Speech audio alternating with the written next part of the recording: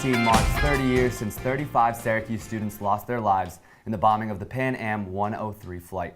The students were traveling over Lockerbie, Scotland, when an act of terrorism brought down their plane. To honor their memories, last Sunday started Remembrance Week, a 7-day celebration of their lives and legacy.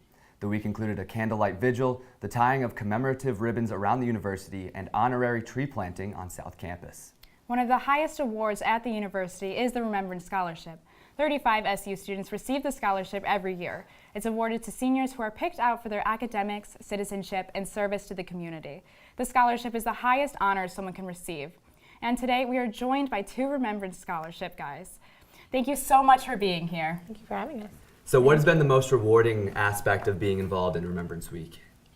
Yeah, so I think it's been really meeting the families of the victims and also people who are here from Lockerbie. So there was a team, the Cycle to Syracuse team, and they cycled from Arlington to Lockerbie and arrived this week. And meeting a lot of the guys who did that was just really, truly amazing.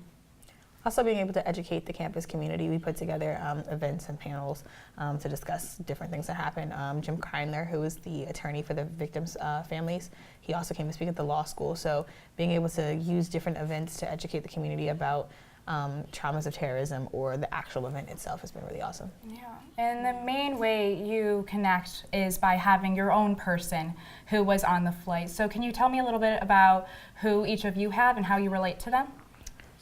I have Keisha Whedon. So she was a social work major from the Bronx, and she was looking to work with disadvantaged youth, disadvantaged children. She worked with immigrant children in London. So Keisha's family is really, they remember her very humbly. Like, she's a very sweet girl. She was very spiritually devoted, and I've been happy to stand in her honor this week.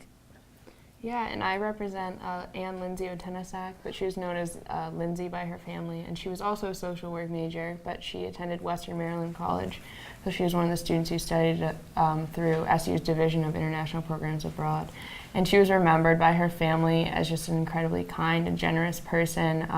She was, her brother quoted her as being the person who would always be willing to help the man by the side of the road, and her dream was to work with deaf children. So it's been truly an honor to learn about Lindsay, and it's inspired me to want to dedicate my life to service of other people. Amazing. So how exactly do you guys relate to them?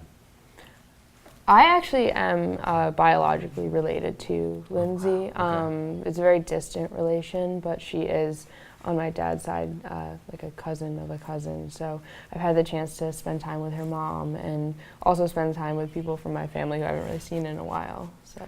Yeah, and so the motto for the Remembrance Scholarship is look back and act forward. How do you think you're going to look back on this Remembrance Scholarship Week?